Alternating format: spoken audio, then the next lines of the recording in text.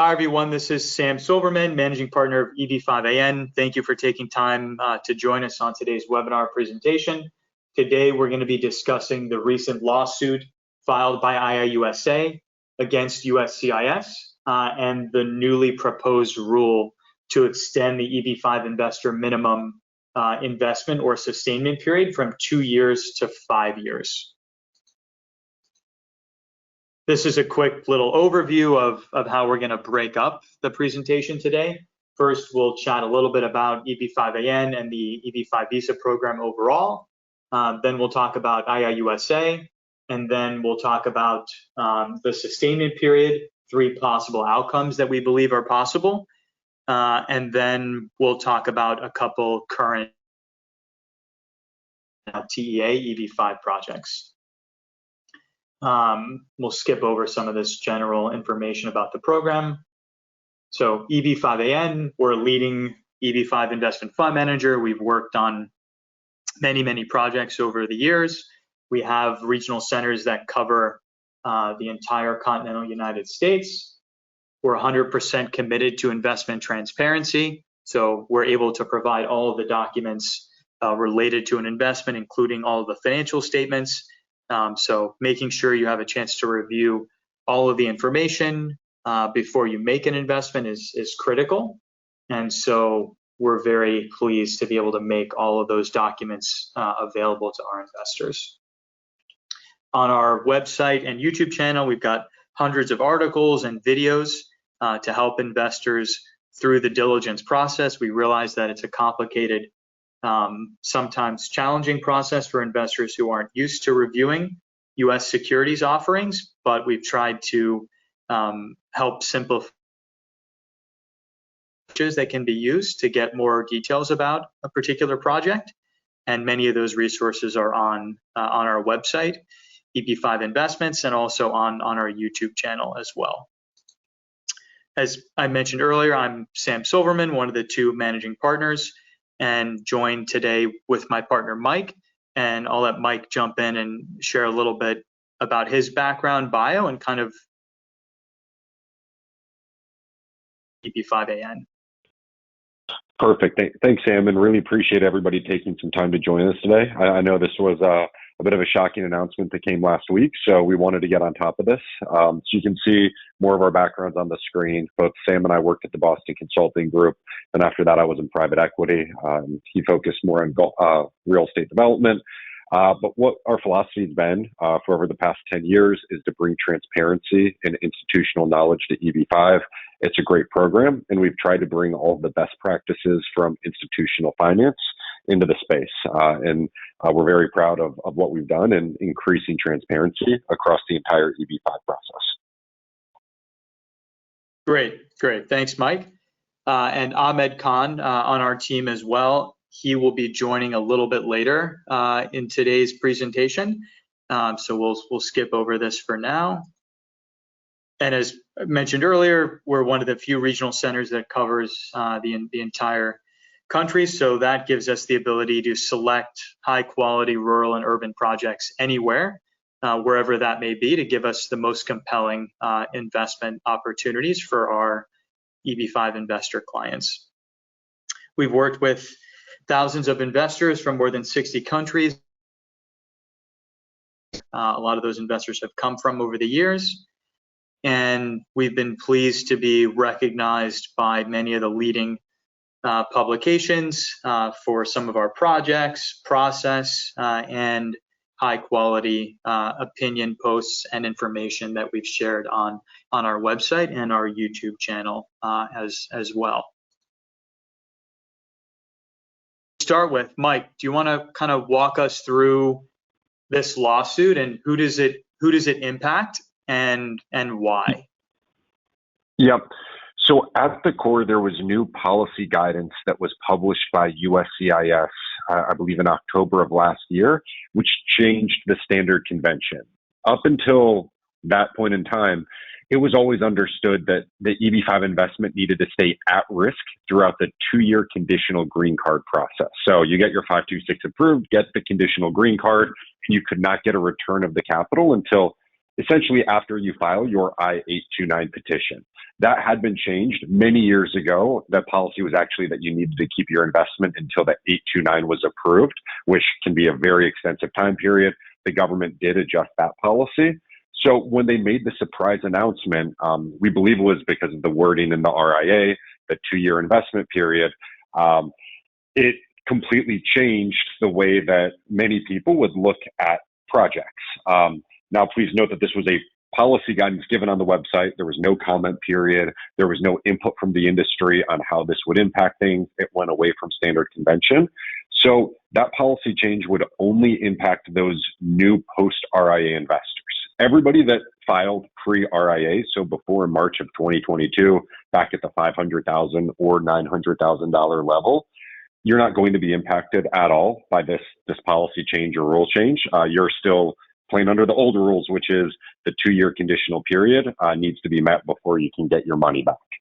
Who this does really impact are all investors that invested after March of 2022, and especially those investors who, in a sense, relied on this policy guidance to choose a project that may have been shorter in duration, thinking, hey, I can get my money back in 2 to 3 years from now, rather than waiting until 2 years post-conditional green card. And unfortunately, the ones who are most affected by this are those from backlog countries, from like India and China, that invested in an urban TEA project, if this lawsuit actually works. Now, there's 2 different pieces to this lawsuit, and I'll let Sam jump in a second and explain those 2 different pieces. But at the core, the first piece is about the change of that 2-year period from 2 years of conditional residency to just 2 years of the money being invested. That's the first piece, and really focus on how that rule was made. And then the second piece is offering a possible solution to the government of changing the sustainment period to 5 years. And with that, I'll kind of pause and let Sam jump in.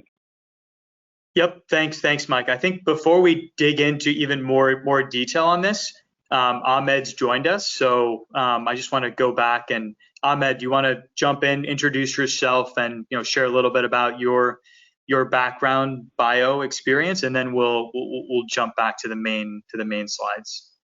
Sure. Thanks, Sam, for giving me that opportunity real quick to introduce myself. So, hi, everyone. My name is Ahmed Khan. I'm a vice president here at EB5AN. I'm also an experienced attorney. So in a past life, I've worked at some of the top firms in the U.S., working on hundreds of investor filings and also putting together EB5 projects. So got a lot of experience now, both on the investor side from a source of funds perspective, but also on the project side, both as an attorney and as a regional center representative and executive. Perfect. Thanks, Ahmed. All right, so shifting back. So I think first let's provide a little bit of context about who filed the lawsuit, and then we'll get into really the meat of the discussion about who does this impact and what do we think the path forward is for those investors and for new investors considering making an investment now that this lawsuit is now pending. So who filed this lawsuit? This was filed by Invest in the USA, or IIUSA is their abbreviated title. They're a national membership-based 501c6 non-for-profit trade organization, regional center. So a majority of EB5 regional centers that exist are members of this trade organization, including EB5AN. They do have other members as well, but the is really regional centers. They do have legal services, financial services developers as well who are members. Decisions and membership is really regional centers. And so what is their purpose? It's really to advocate, right? It's a trade organization. The goal is to enact policies and suggest guidance and take action on behalf of their members, which are regional centers, right? This organization is not comprised of EB5 investors. This is all companies in the EB5 industry that make money from the EB5 program, being being active. So just for clarity, EB5AN, we are a member of IIUSA, but we were not involved in any way in the decision to bring this lawsuit or propose this new rule. We had no notice of either of these actions at all, and we first heard of them when we saw the blog post, an announcement published by IIUSA just a few days ago. Mike, anything else on this before we move on? No, I think that's exactly right. IIUSA is meant to represent essentially the EB5 industry. Now, quite often, investor priorities and industry priorities all go together. At the end of the day, we want a robust EB5 program that works for everybody. And part of the thinking behind this lawsuit as well, at least what we would gather, is that the process in which the change was made was inappropriate, which it was. You shouldn't be able to upend years and years of industry practice with a policy memo being published on the online just platform with no notice, no guidance, no comment period. That is very wrong, because it very easily could have gone the other direction, where if they'd published something extremely detrimental to investors in that same process, there would also be this type of challenge. It just happens to be that this time the change that they made is very favorable to EB5 investors and a lot less favorable to the regional centers, and it was done in an improper way, which I believe is what would lead to this type of lawsuit. And Ahmed, if you want to jump in and kind of give your thinking on how this rule came in and how that impacts. Unless, Sam, do you think there's a better slide for that, or is this the best place? Yeah, we'll shift to the next slide in a minute and dig into the two proposals. I think one just general item is that, this was not a decision put to the membership at large. There's over this was decided by the board of directors. There's about 10 to 15 board members, and if you want to know who they are, just Google IIUSA board, and you'll see, who decided to file this lawsuit. And okay, so let's dig into these two actions that were taken. Ahmed, do you want to walk us through first the lawsuit and then predictions and things, and then we'll dive into the proposed rule next? Yep. So let's take a step back and just talk about how this came about. And Mike, you kind of alluded to it. Now, USCIS didn't just come out of nowhere and kind of, just say, hey, all of a sudden we're just changing the way that this works. What they were actually doing was saying that this is how we're going to interpret the language in the RIA. The RIA specifically mentioned a 2-year sustainment period. What it failed to do was actually define how they were going to look at sustainment period. What is the sustainment period? When does it start? When does it end? And how does that affect investors, right? So we just had some language about 2 years and no real guidance on that. Now, there's a lot of efforts that were made by other nonprofits. I think AIIA had a big hand in this as well, arguing on behalf of investors and kind of trying to avoid the redeployment wheel that so many investors have found themselves in, where their money is just locked up for years and years and years with no real, definition or way to get the money back because they're stuck in a backlog with their visa.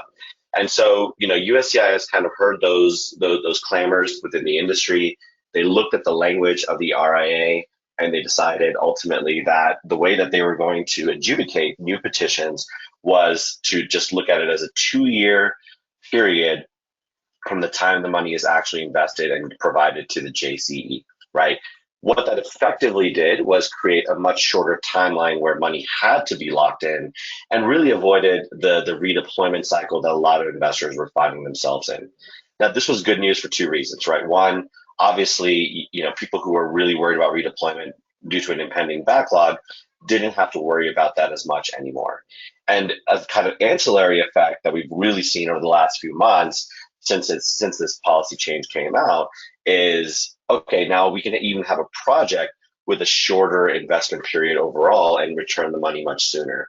In some cases, even faster than you might even have your green card. If you're going into an urban project that doesn't get priority processing, you might still be waiting for your green card before you'd already have your money back. So what IIUSA has now done is basically challenge the interpretation. It's not, looking to reverse a rule or written law yet. What they're trying to do is basically say, okay, USCIS has kind of made a unilateral decision on how they're going to interpret the language of the RIA, and that interpretation is incorrect. That's the stance that they're basically taking here.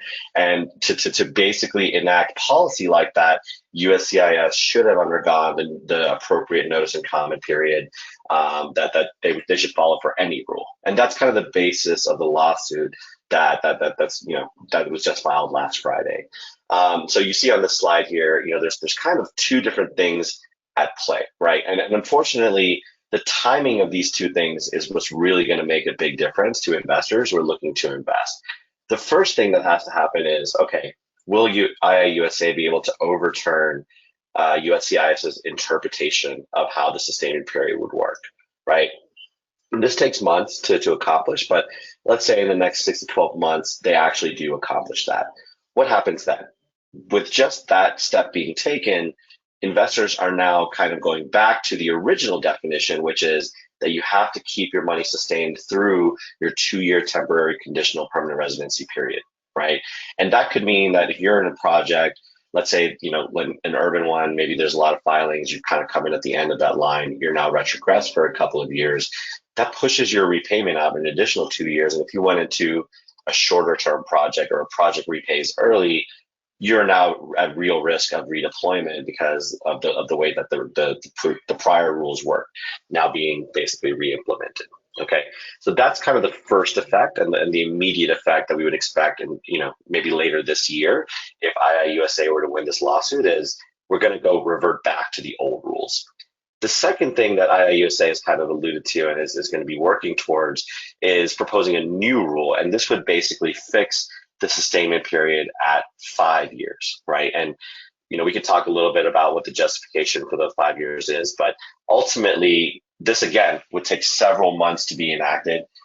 It does take time for all of these rule changes to occur, and so we'd end up with a real possibility that investors would fall into kind of the prior adjudication standards and not have any kind of say or any kind of advantage from a proposed 5-year investment period. This is especially important to investors who may have invested early on in the days of the RIA, right? It's been 2 years almost since the RIA was passed.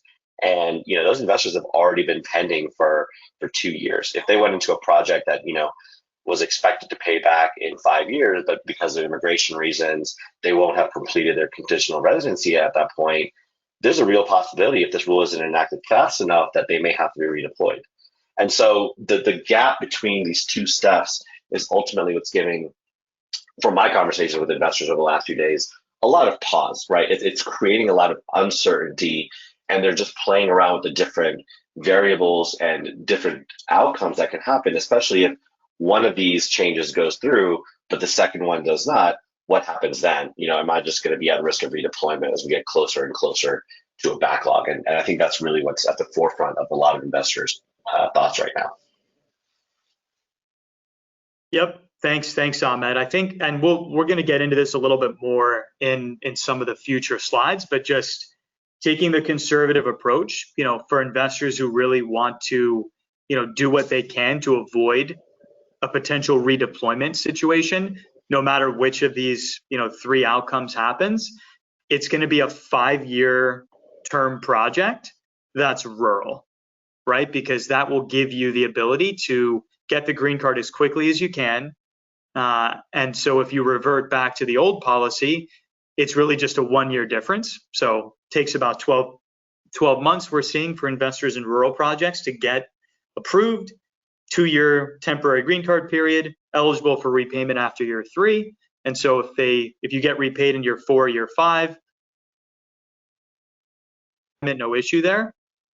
And then, if 1 and 2 happen, then you're gonna have to be invested for 5 years.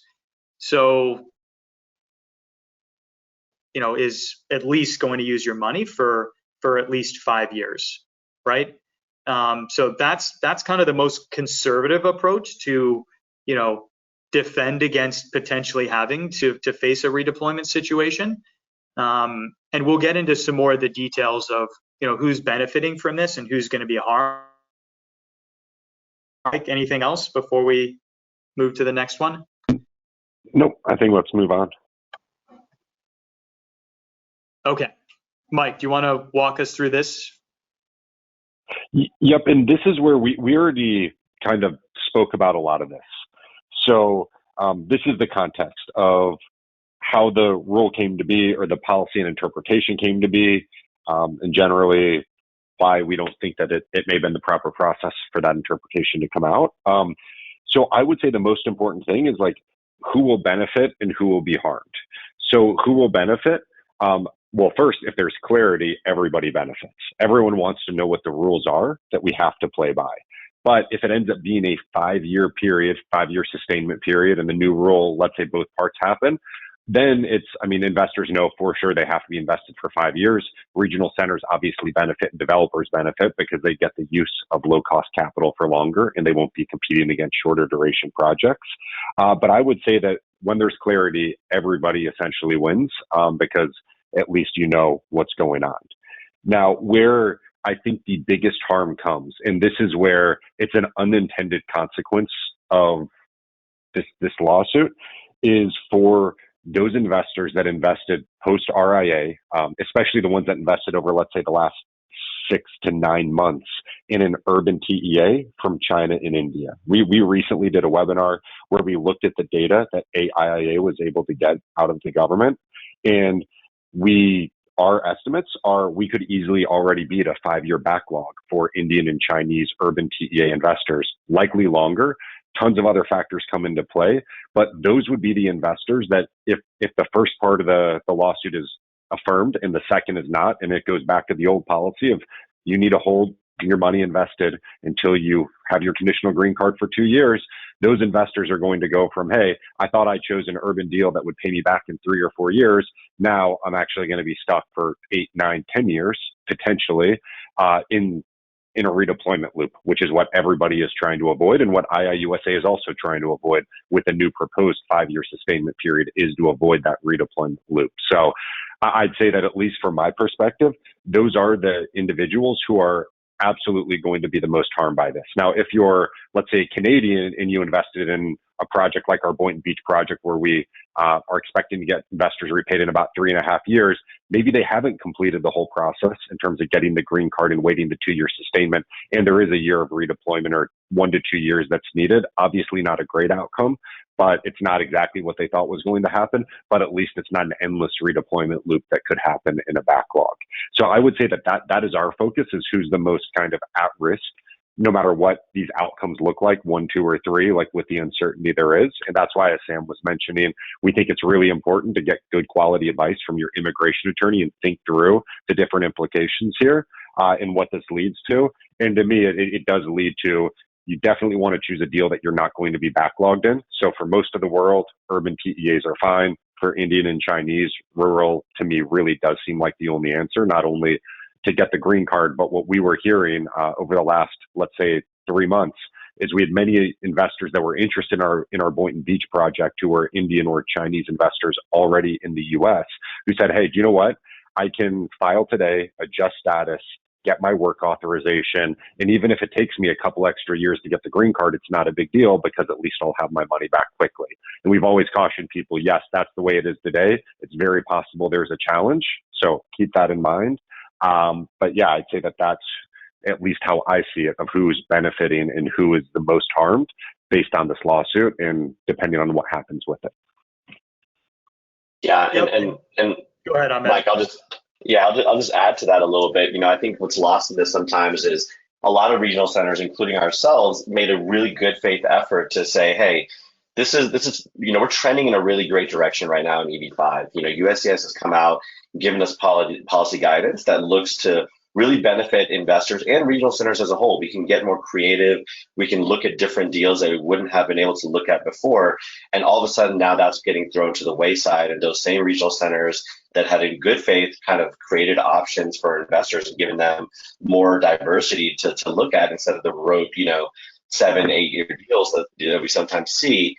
Now they're going to have to come up with a redeployment strategy that they had not kind of anticipated. And sometimes it's easy to assume that every regional center just wants redeployment, but and Mike is saying you could probably talk to this even more, but redeployment is never easy, right? It's really difficult to know down the years from now what is going to be available to redeploy funds into. And sure, there's going to be, an opportunity or whatever the case may be, but it's a challenge for a lot of regional centers as well. And it just adds to the workload, the already kind of overburdened work that regional centers have to go through with the RIA in terms of compliance and yearly filings and all the other things that we have to do, to now also have to deal with redeployment as well. And that's a great point, Ahmed. And I really hope that many of the other regional centers like us that were starting to structure these shorter duration deals, like we had a deal expected to be repaid within 4 years, had the right disclosures and told the investors the right thing, that it's possible that they get to reverse. Because just like putting my regional center and fund manager hat on, this could open regional centers up to a lot of litigation. If you promised investors that they could get paid back according to this policy with no caveats and all of that, all of a sudden you're stuck where you've either got to redeploy investor money to stay with the USCIS policy, or people lose their green cards, and you weren't anticipating that. And it just opens up a whole level of exposure that I don't think a lot of people bargained for on the regional center side when they were structuring these shorter duration deals. So it's not like it's all good news for regional centers if this gets reversed and there's this uncertainty and there's a lot of upset investors that might got stuck in redeployment. Like with these short duration deals, it was never the intention to have to go down that route. Now, it should have been disclosed that it was possible. I think since this rule was passed, a lot of us were scratching our head saying, wow, this is very different than what we've done before. Seems like a strange way for them to completely change the program in the sustainment period. But we weren't going to be the ones to question that. I was favorable to investors. But I do think that there's a lot of regional centers as well scrambling right now saying, what are we going to do? What did we tell our investors and disclose? If this goes through, we might have some problems. Yep. And also, again, just who does this really impact? It's really going to negatively impact Chinese and Indian-born investors who invested in urban TEA projects, particularly in November, December of last year, 2023, and January, February, March of 2024. This 2-year policy wasn't public until October. And so a lot of these less credible, less institutional projects that have been promoting a short 2 to 3 year get your money back situation, they really only popped up in the last few months. And that same last few months is also the period where the number of investors, was the highest for the urban TEA category. And so, you've got a lot more of a backlog problem, and the type of project also coming into the market where you're going to have to redeploy. So it's a few months and a specific type of project where there's going to be problems.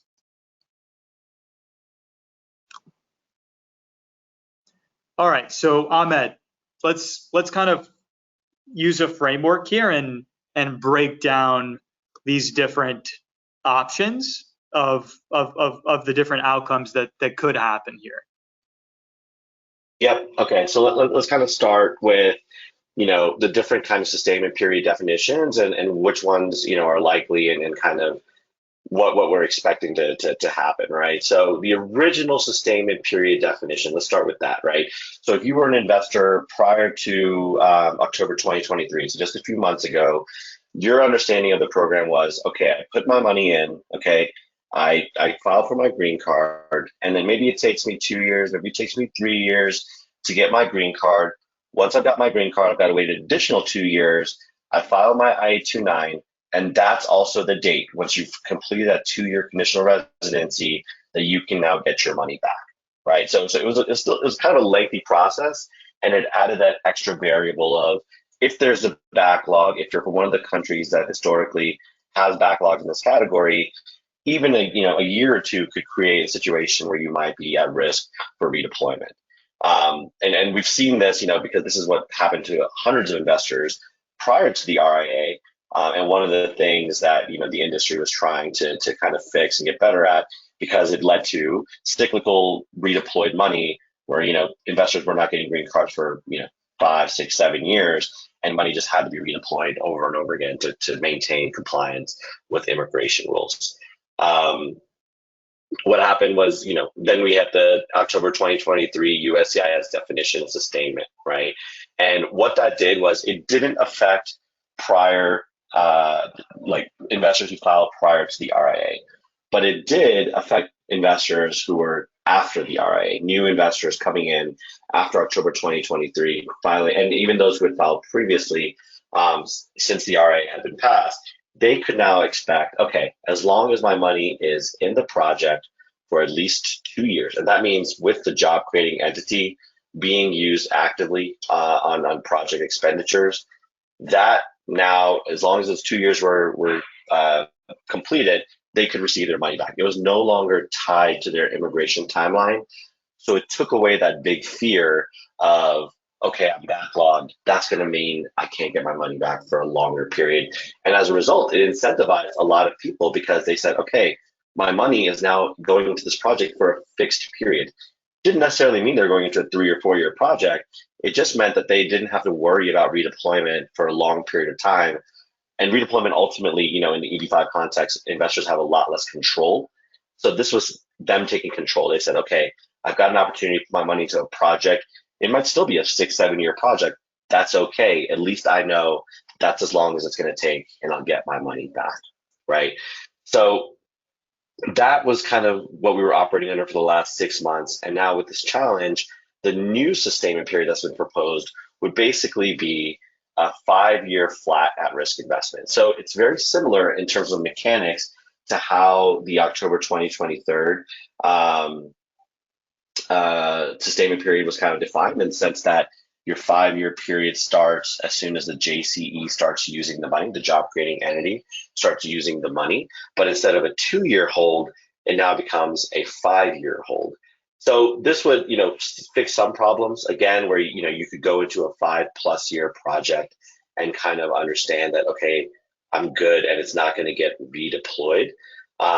But at the same time, it increases kind of the minimum time that your money has to be held and takes away from some of the diversity of projects that we've seen out there in the market in the last 6 months, right? Not every 2-year project is what I would say a great project, but it at least opened up the floor to allow for more projects to be looked at in an EB-5 context that previously we could never even look at. So for example, even our Boynton project, it wouldn't really fly under the new IIUSA kind of recommendation of 5 years, because it's a 4-year deal. And realistically, we expect the project to be completed, to be stabilized, and investors and funds to be returned in that 4-year period. So, a lot of projects will kind of fall to the wayside just because of a 5-year at-risk investment period that is proposed. And, part of this is also is timing. We just don't know if that will actually come into play.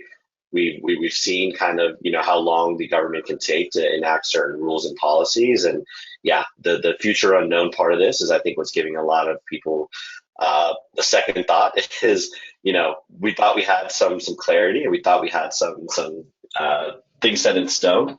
And to Mike's point from earlier, now investors are like, well, let me scratch my head a little bit and kind of play out all the different scenarios, because there's a lot less clarity than there was a week ago.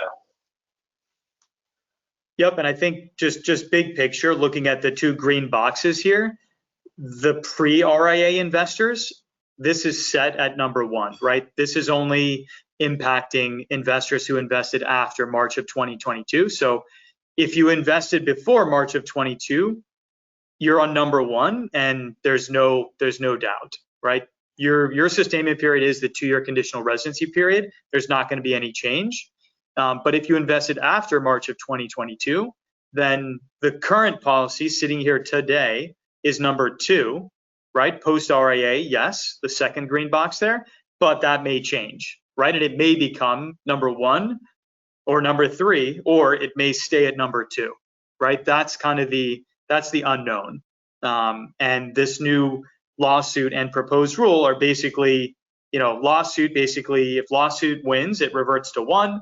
And if lawsuit and or proposed rule win, then it reverts to number 3. Yeah, and one thing I'll add to that, Sam, is, who's really been left high and dry through this whole period has been pre-RIA investors. And it's not like, they don't exist. So one of the things that I think we'll all be watching closely is Could they be added to this? Is there going to be some kind of rule that helps them out and aids them in getting their money back if they've already been invested for a certain period of time? I think we're going to see a lot of movement on that end, as well as investors from that period, prior to 2022, start clamoring and asking for some guidance to give them some relief as well. Yep. Mike, anything else on this one before we move on? No, I think that's all exactly right. Okay, so we're gonna skip over these slides. This is kind of just a general overview of the 2-year at-risk policy that was published on USCIS's website. So we've got some links in here, and you can take a look at this, at your own time. But this is basically just describing, why the current policy sitting here today is the 2-year at-risk policy, and how USCIS has published this guidance on their website to reflect that. All right, so now just to kind of visually illustrate these different 3 potential situations. So looking here first, we've got the original USCIS policy where funds need to be invested for the 2-year temporary green card conditional residency period. Then number 2, the October 23 USCIS policy where funds need to be at risk for just 2 years. And then 3, the new proposed IIUSA 5-year policy. And this slide is from the perspective of an investor investing today, selecting a rural EB5 project, which gives you faster processing and access to the greater 20% visa set aside, which we believe is still current and not facing any type of a backlog. So let's break this down and look at each of these individually. So number 1, original USCIS policy, so pre-RIA. So when all the dust settles, in about a year or so, let's say, and let's say number 1 ends up being the applicable policy of the 3 for investors. So if that's true, then, let's say it takes about a year priority processing, you get the green card, you hold it for 2 years, right? And then your investment can be returned, right? So after about 3 years, your money can come back, right? So that's number 1. Now, number 2. And for clarity, this is for non-backlogged investors, and primarily rural, because this is assuming a 1-year processing timeline. Let's say it's an urban deal, which takes you 2 years. You can just push it out an extra year. And if you were from China or India or another backlog country, then you're back to the endless redeployment loop. Yeah, and real quick here, guys, I do want to clarify, like a 1-year priority processing, we've seen that a lot, but that isn't actually when your conditional green card period actually starts. You still have to have your 485 adjudicated, and that typically takes another 8 to 10 months. So, looking at number 1, you could shift this graph even an additional year to year 4. Most rural deals are 5 years or longer, the ones that we've seen on the market predominantly over the last couple of years. But what it still allows you to do is get the money back once a project is completed, because you're not stuck in an endless cycle, right? So I do want to make that caveat that 1-year priority processing, we've seen 526Es be adjudicated in that timeline pretty across the board, not just in our projects, but in the industry overall. But just keep in mind that there is still an additional period of wait before the temporary green card status occurs, because you still have to wait for the green card to actually be issued, and that's usually another 8 to 10 months. But it does push it out to year 4 or so, but the point still stands. That does create the kind of milestone where investment can be returned. And since most of the good rural EB5 projects were longer than 4 years, investors are able to get their money back at the end of that cycle under the pre-RIA policy. Exactly. So when we look at that same situation, but then under the current policy, let's say the lawsuit fails and this new proposed policy completely, don't get any traction, don't get published, then the current policy of just being invested for 2 years, money goes in, 2 years later, money can be returned, right? in the center there after just 2 years of the investment being at risk.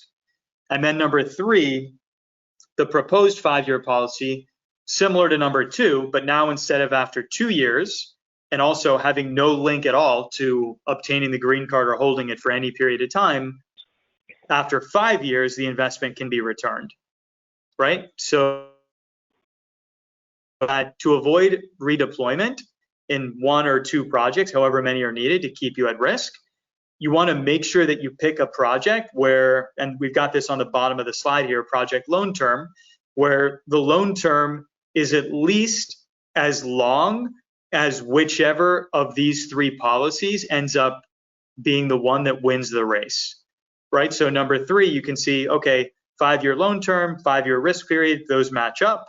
2-year period, obviously a lot shorter than 5. And then number 1, if it's 3 years or 4 years or even 5 years, we're still within that kind of 5-year term, right? And so that's kind of the big picture here, is that any of these 3 could happen, and these 3 will just define what the minimum period of investment is. Keyword there being minimum, set by USCIS. There is no maximum, right? So most, as Ahmed mentioned earlier, most good rural projects are going to be, in the 5 to 6 year window. And so, as long as the USCIS minimum ends up being 5 projects, won't, generally, won't need to have investor funds be redeployed, because they'll be greater than or equal to whatever the USCIS minimum sustainment period ends up, actually being true. So Mike, kind of walk us through how investors should be thinking about this, who are, now that this lawsuit's public and they can choose a project, based on this new information, how would you kind of go about thinking through that? Absolutely. And I'd say, first of all, it's very unfortunate. This creates a whole new level of uncertainty for investors. We hate that. Uncertainty kills EB5. We need certainty. So just want to start with that. I mean, if I'm an investor, there's a couple different things. First, you've got to go back to the point that still shocks me, that how many investors from China and India have filed in urban TEAs. To me, the risk of this policy, the October 23rd, being reversed and going back to the pre-RIA established policy, puts you in a potential endless redeployment loop cycle where if I'm Chinese or Indian, even if I'm in the US and can adjust status, this now completely throws out my desire to do an urban TEA deal, even one with a short period. Unless I'm willing to gamble, maybe I'll get my money back in 3 years, maybe it'll be 10 years. If you're willing to take that risk, sure. But to me, if I'm an Indian or Chinese investor, I would 100% go the rural path, because this just took away the main kind of advantage of what we were seeing in some of those urban deals. So stepping aside, though, if I'm not a Chinese or Indian investor and I still have the wide variety of options, then I think you just have to make a concerted bet. Do you think that this is going to be likely? How long do you think it'll take for you to get through the process? How much do you care about redeployment? Are you okay with that if there's a chance that you get your money back sooner? As I mentioned before, our Boynton Beach deal is a great deal with the Coulter Group. There's a good chance of getting the money back in well under 4 years. And if the policy holds as it is today, investors win. If it ends up not holding, then there is a chance you would have to get redeployed, because it is very likely going to take longer in an urban TEA deal to get your 526 approval and then to get the conditional green card, where your sustainment period may not even start for 2 to 3 years from today under what used to be the pre-RA policy. So I would just say that as an investor, you should really step back and think about what the potential outcomes are, what's most important to you. But now, with the new data that we have from AIIA on how many investors have filed in urban TEAs versus rural, and knowing what those numbers look like and having clarity there, and then the lack of clarity now created by this lawsuit, I think it's really important to just go back to basics of knowing that you're not going to be caught in the backlog, which is rural for those investors from the high demand countries. Now, that's my biggest takeaway from this, because then even if the 5-year sustainment policy does go into effect and everything happens, it gets unwound and goes to the 5 years, you're still in great shape. So there's not really a downside there versus if one thing happens and the other doesn't, there is real chance for a big negative impact for backlogged investors. Yeah, Yep. and if I could just add to that, yeah, I think I'm even more conservative than you, Mike. Just one of the just talking with investors over the last few days, it kind of brings me back to just the uncertainty. To your point, uncertainty is bad and it really does kill EB5.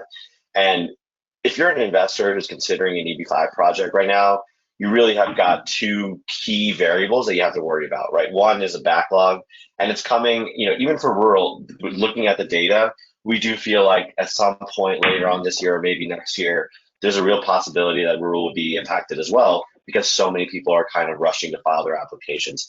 Who knows what the data will show in the last month when everyone kind of rushed to file their application before the filing fee increase. So what the original USCIS policy, the real downside of it was it tied together immigration process and financial process. You couldn't decouple those. And so if we see a situation where, we'll talk about kind of like the worst case scenario, IIUSA wins the current suit, the definition goes back to the pre-RIA definition, and we don't see the 5-year policy codified, and that's what it has to be. It has to be codified. Then, yeah, I mean, people really have to worry about a backlog. And I would say a 5-year investment, you might want to look at longer. You might want to look at like a 6 or 7 year deal where your money is going to be locked in a little bit longer, so that you can kind of avoid issues that are come about because of a backlog. So, for example, if you're going into a rural project, you get the priority processing. Let's say there's a 1 or 2 year backlog. Okay, under the prior rules, if the project is a 6 or 7 year deal, you're still going to be eligible to get your money back at the end of the deal. You're not really impacted. But if it's 2 year backlog, maybe 1 year adjudication, and it's only a 5-year deal, now you're kind of worried, like, okay, is this going to go through? Am I going to get redeployed by maybe even just a few months? It's so close that the margin of error is so thin there. And because there's so many variables surrounding backlogs and redeployment as a result, I would say you play it even safer. If you're really worried about this and you're an investor, yeah, it's an extra year or two that you have to stay sustained, and it's obviously going to be costly. But is that better or worse than having money redeployed into a project that you don't have any control or insight over at the time of original investment? Yep. Yeah. It all comes down to risk tolerance. You can try to bet and go for the shorter period, but if that ends up not coming to fruition, then you're really going to get penalized with long redeployment and much longer waiting period.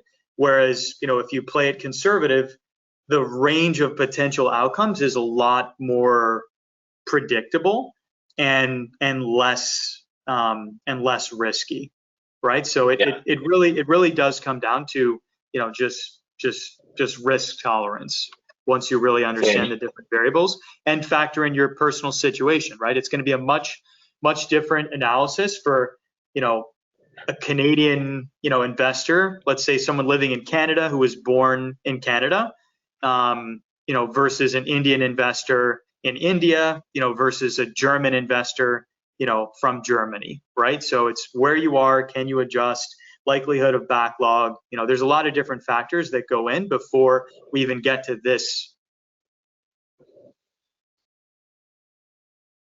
Yeah.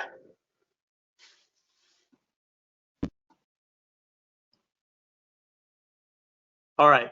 Ahmed, do you want to walk us through some of these conclusions and thoughts for investors? Oh, I think you may have just dropped for a second. No.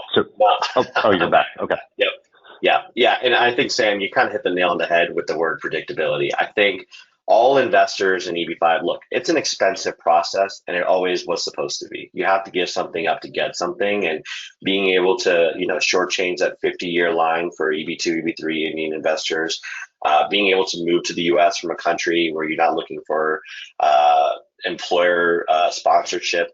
All these things are really, really big advantages within the EB5 program, and you have to incur some costs.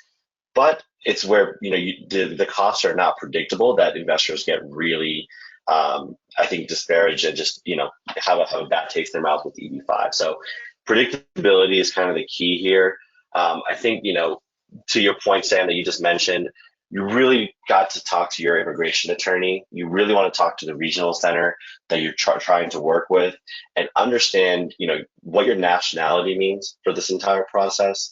What are the possibilities of a backlog for your nationality? And if there is a possible redeployment in the project that you're looking at, and if so, what's the redeployment strategy, right? I think the big takeaway from this is you want to take out as many variables as possible from the EB-5 process. We're all kind of familiar with USCIS's unpredictability, and that's what leads to a lot of problems and a lot of headaches when it comes to immigration processes. So taking out as much of those variables as possible by choosing the right project is going to be very, very key, and it's going to depend a lot on the advice you're getting from your immigration attorney, taking into account your nationality, current timelines, what we're seeing in terms of trends, and also the project, how it's structured, how flexible it is, right? This fight is not going to be won in the next couple of months. Mike, you mentioned it earlier. You really want to work with an experienced regional center who's already accounted for possible changes down the road in their documentation and are able to basically pivot and address changes for their investors, right? Being able to stay on their feet and allow for changes to occur without disadvantaging investors is going to be a huge part of the EB-5 program moving forward as we see all these changes kind of come and go. And I think that's really what investors should be looking towards as they're making their decision. Yep, great. All right, so before we wrap up, we'll spend just a few minutes on different current projects, some different with different timelines. Mike, do you want to start and talk about some of our rural projects? Yeah, and I'd say even before going into that, as I mentioned before, we are trying to create a menu of options because with the changes in the EB-5 program, with the RIA, the set-asides, the different sustainment periods, it's not one size fits all anymore. It's not like every project looks the same. So we've tried to create a menu of options of both rural deals and urban deals. And we've reframed our urban deals to meet certain types of demand, which we think make them most attractive, such as the shorter duration. And we have an equity option there with a higher return. Versus rural, we have stayed very much in the standard framework of longer duration, not short-term deals with all the jobs created that are already well under construction, knowing that we have the priority processing, so a fast approval with set-aside visas with no backlog, with all the jobs created, so the immigration risk is essentially mitigated.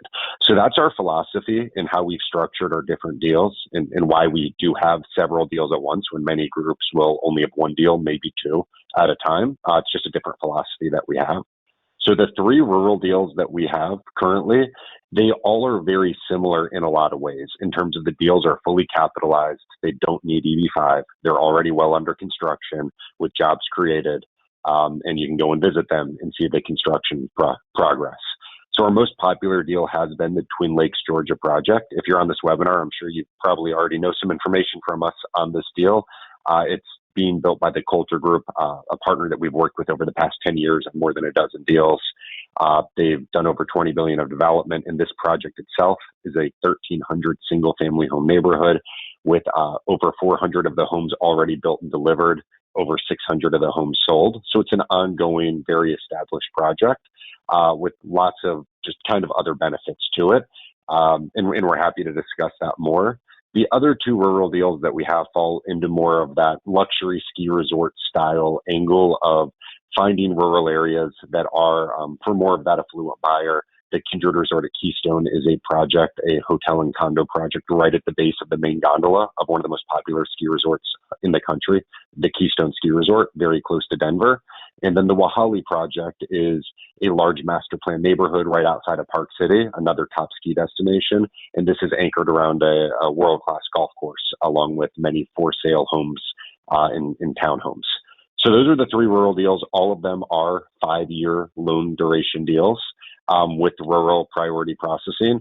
Twin Lakes, an earlier phase, is 956F approved with 526E approvals on it. Wahali is 956F approved with 526Es on it. Kindred we expect soon. So again, lots of similarities in those deals, but there are nuances that we're happy to discuss in more detail. And all those are the rural, longer duration style projects. Perfect. And as we talked about earlier, the rural projects do have a lot of advantages, particularly for Indian and Chinese-born investors. 20% reserve, that out of all the investors who filed so far, with the available data through October, it's about 2 to 1. So 2 out of 3 people have chosen urban, but there's twice as many visas available for rural. And so that's what's kind of creating this significant backlog that's expected for new urban investors, particularly from India and China, the highest 2 volume countries. That said, we do work with a lot of clients from Latin America, from Africa, from Europe, from Canada, investors who have never faced a backlog and almost certainly will not face one into the future. And so our urban project, Boynton Beach Equity, and loan option as well. This is a 210 unit apartment building targeting 55 and up active adult retirement demographic. It's in Boynton Beach.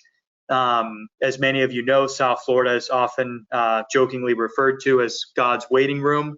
There's a lot of older citizens, residents there who come down to Florida for warmer weather, lower tax, better cost of living, access to the beach, all of that. And this project is taking advantage of those factors, along with access to shopping, healthcare. It's only a few minutes from the beach. It's very close to cold. The groundbreaking for this project is happening next month in May of 2024. And we have 2 different options: an equity option where investors annual return, and then a more traditional loan option with a 3+1 year loan term, which also is secured with a parent company repayment guarantee from 2 different to our in urban. And again, if a shorter policy ends up winning, the 2-year current policy, if that ends up remaining in place, then investors who pick a project like this will have, quote, won. Their prediction will have, given them the most optimal option, because this is going to be shorter term, and we have the higher return option as well. So these are 5 different options that we have currently on the menu. We have a couple other options that are coming over the next few months that we'll be making available. But in the meantime, these are the 5 that we have, and we're happy to speak with investors and share all of the project documents, financial statements, details about each of these 5 projects, as on a call with myself, Mike, or Ahmed, and discuss any of the projects and any personal specific questions that you have about any of the options, attorneys as well.